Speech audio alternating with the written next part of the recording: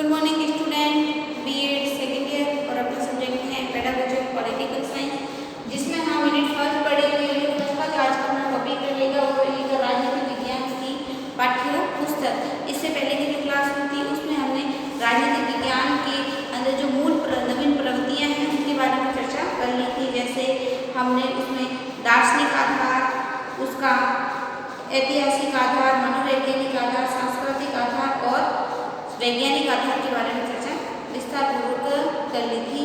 आज हम राजनीतिक विज्ञान की पाठ्य पुस्तक है वो किस प्रकार की होनी चाहिए, पाठ्य पुस्तक के क्या रूल्स हैं, उसकी समीक्षा किस प्रकार से की जाती है, इन्हीं सभी बातों के बारे में आज के जो नया टॉपिक है उसमें चर्चा करेंगे। तो आज हम इसमें राजनीतिक विज्ञान की जो पाठ्य पुस्तक है, क्योंकि ज्ञान अर्जन की जो प्रक्रिया है, ज्ञान अर्जन के लिए जो पाठ्य पुस्तक है ये बहुत ही महत्वपूर्ण संसाधन माना जाता है। क्योंकि पाठ्य पुस्तक होगा उस ज्ञान अर्जन की हड्डी, मरीज की हड्डी माना जाता है, उसका आधार माना जाता है। क्योंकि पाठ्य पुस्तक के माध्यम से ही बालक को क्या पढ़ाना है, किस प्रकार से पढ़ाना है, क्यों पढ़ाना है, कैसे पढ़ाना है, इन सभी बातों के बारे में शिक्षक को और शिक्षार्थी को एक संसाधन के रूप में काम करती है, इन्हें आधार मानी जाती है। पुस्तकों के माध्यम से छात्र विभिन्न प्रकार के विद्वानों के संचित विचारों को संग्रह करने की योग्यता हो जाते हैं। जैसे पुस्तक है उस पुस्तक में अलग अलग विचारधाराएं होती हैं, अलग अलग दार्शनिकों के दृष्टिकोण होते हैं, अलग अलग दार्शनिकों के विचार सम्मिलित होते हैं, जिससे प्रेरणा लेकर बालक के अंदर उन दार्शनिकों से संबंधित या उन विचारधाराओं से संबंधित जो जागृति है, मनोवैज्ञानिक धारणा है वो विकसित हो जाती है। अनेक शिक्षाविदों ने पुस्तक को विभिन्न रूपों में परिभाषित किया है। जैसे हम हल्स और डगलस के अनुसार पढ़ेंगे। सबसे पहले पढ़ेंगे हल्स और डगलस के अनुसार, हल्स और डगलस के अनुसार उन्होंने पाठ्य पुस्तक की किस प्रकार से समीक्षा की है। जैसे उन्होंने कहा है शिक्षकों के बहुमत ने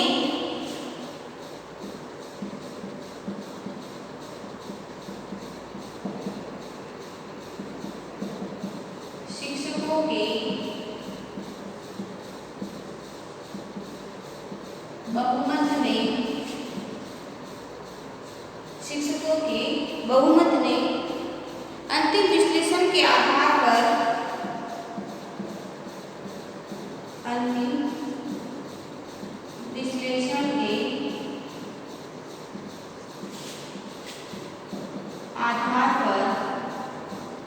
शिक्षकों के बहुमत ने अंतिम विश्लेषण के आधार पर पाठ्य पुस्तकों को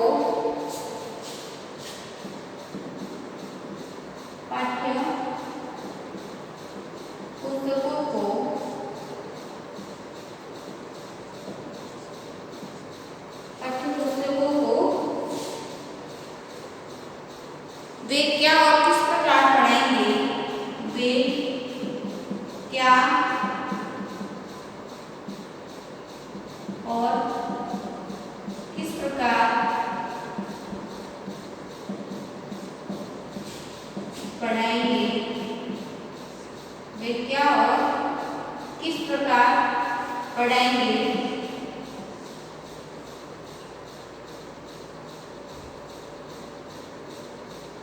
की आधारशिला माना जाता है, की आधारशिला माना जाता है। ठीक है, ये परिभाषा दी है हल्स और डगलस ने दी है कि सभी शिक्षकों के जो विचार हैं और विचारधाराओं के आधार पर जो अंतिम विश्लेषण हुआ वो हुआ कि पाठ्य पुस्तकों के द्वारा ही शिक्षक को क्या और किस प्रकार से पढ़ाना है उसकी आधार माना जाता है। शिक्षक उस पाठ्य पुस्तक के माध्यम से बालक को कितना ग्रहण कर सकता है और कैसे उसको पढ़ाया जाए ताकि जो ज्ञान है वो आसानी से स्थायी हो जाए। ये सभी बातों का पाठ्य पुस्तक के माध्यम से ही याद किया जाता है। ये परिभाषा दी है हल्स और डगलस ने। दूसरी परिभाषा दी है हैरी लेकर ने पाठ्य पुस्तक के संदर्भ में। हैरी लेकर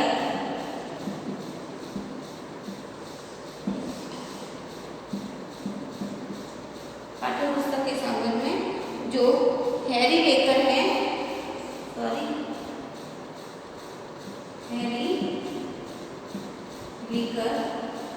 हैरी लेकर कहते हैं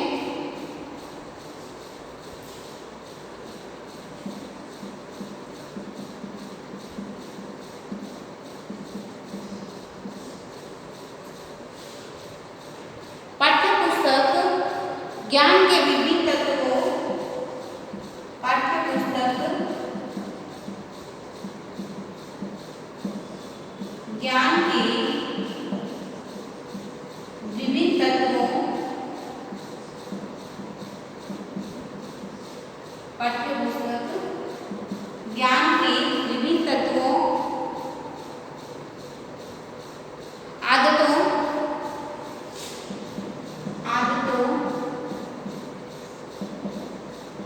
भावनाओं,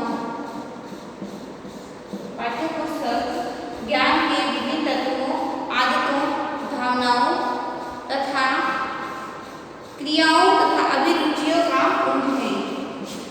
क्रियाओं तथा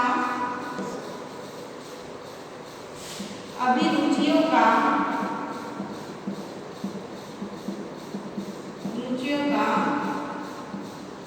पुंज।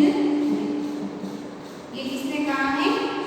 जो हैरी लेकर है, उन्होंने कहा है कि पाठ्यपुस्तक ज्ञान के विभिन्न तत्व हैं और आदतें हैं और भारतीय जो भावनाएं हैं और क्रियाएं हैं और जो उसकी अभिरुचियां हैं उसका एक माध्यम माना जाता है, वो होती है पाठ्यपुस्तक। ये वाली बात होती है हैरी लेकर ने। नेक्स्ट परिभाषा है वो है प्रोफेसर बार एंड बर्टन के अनुसार, प्रोफेसर बार एवं बर्टन के अनुसार, प्रोफेसर बार एंड बर्टन के अनुसार इन्होंने दी है पाठ्यपुस्तक हमारे देश में, पाठ्यपुस्तक हमारे देश में, पाठ्यपुस्तक हमारे देश में शिक्षा का एक महत्वपूर्ण अंग है। देश में शिक्षा का एक महत्वपूर्ण अंग है। ठीक है, पाठ्यपुस्तक हमारे देश में शिक्षा का एक महत्वपूर्ण अंग माना जाता है, माना जाता है। ये परिभाषा दी है बार और बर्टन ने। नेक्स्ट परिभाषा है वो दी है क्रॉनबेक के अनुसार, क्रॉनबेक के अनुसार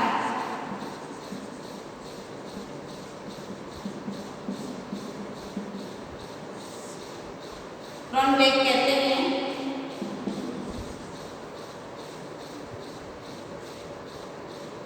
शिक्षक चित्र का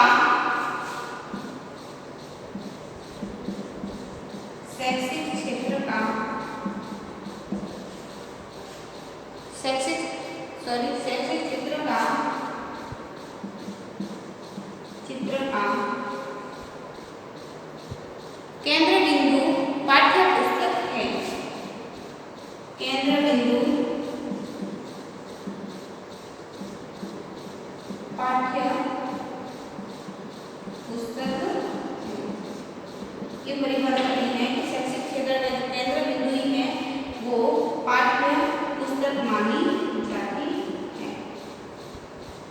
नेक्स्ट परिभाषा है वो है हॉलवेस्ट के अनुसार, हॉलवेस्ट के अनुसार, हॉलवेस्ट के अनुसार, इनके अनुसार पुस्तक का महत्व बताते हुए, पुस्तक का महत्व बताते हुए ये बताते हुए कहा है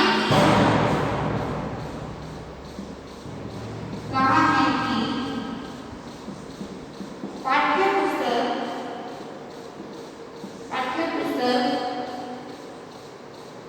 शिक्षण अभिप्रायों के लिए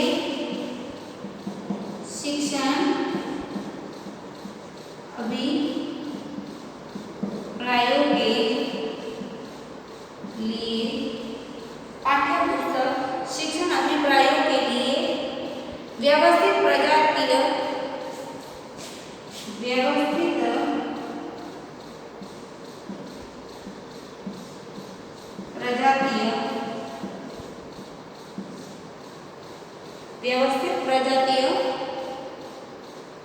चिंतन का एक अभिलेख है। चिंतन का एक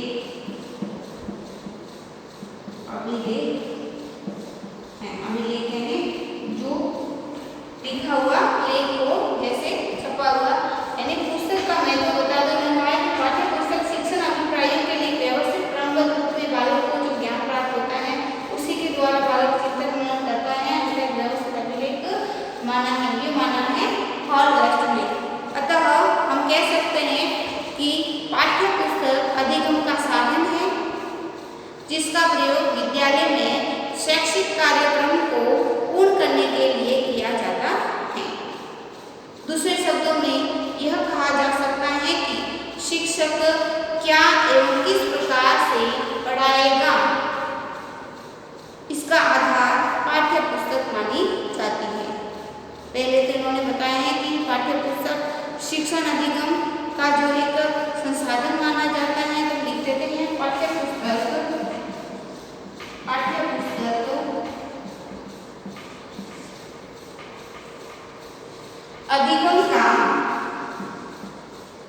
अधिगम का साधन।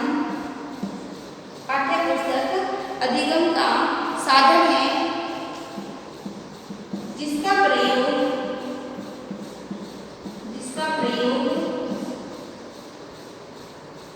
विद्यालयों में शैक्षिक कार्यक्रम को विद्यालयों में शैक्षिक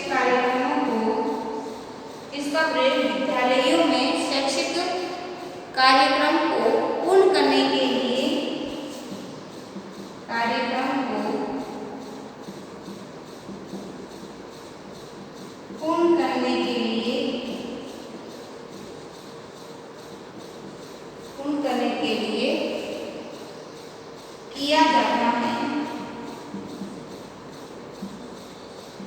किया जाता है। दूसरे शब्दों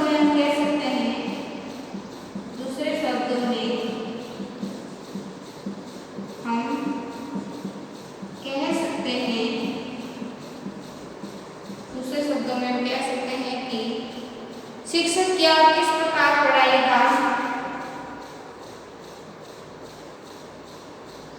दूसरे शब्दों में कहा जा सकता है कि शिक्षक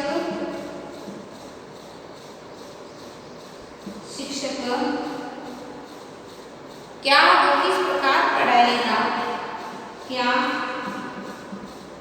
वह किस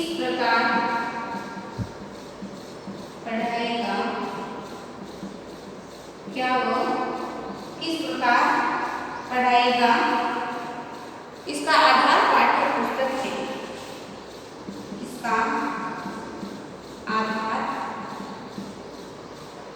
पाठ्य पुस्तक ठीक है।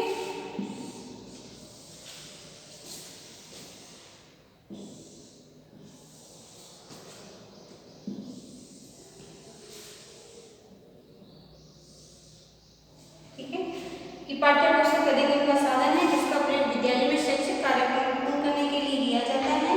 दूसरे शब्दों में कहा जा सकता है कि शिक्षक क्या और किस प्रकार पढ़ाएगा, इसका आधार पाठ्य पुस्तक है। तो ये थी पाठ्य पुस्तक के बारे में अलग अलग विद्वानों ने उसके बारे में कल हम एक अच्छी राजनीति विज्ञान की पाठ्य पुस्तक की जो समीक्षा किस प्रकार से करते हैं, क्या उसकी पृष्ठ संख्या होगी, क्या उसमें लेखक कैसे, लेखक का नाम छपेगा, क्या प्रकाशन सामग्री है, क्या आयु स्तर होगी, इन सभी बातों के बारे में जो पुस्तक के अंदर होती है और पुस्तक के बाहर ही होती है उनके बारे में चर्चा करेंगे। आज की क्लास को हम यही विराम देते हैं। आप सभी को ध्यान से सुनने के लिए धन्यवाद।